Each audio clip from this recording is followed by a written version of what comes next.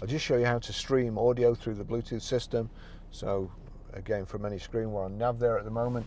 If we go to your iTunes, you see at the bottom there the red triangle with the 3 red circles. If you just click on that, sorry, on big fingers, you'll see you have a choice there: phone, headphones, BMW 59985.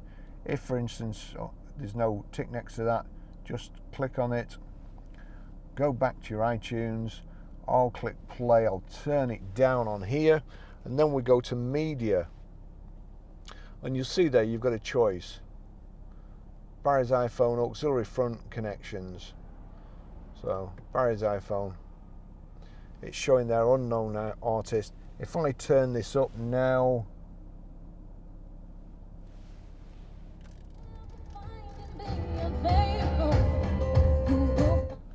there you go.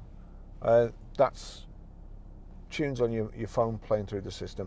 That's it. It's a pretty easy system. Well, it's not the easiest one I've ever used, but once you get to know how to do it, it's pretty straightforward.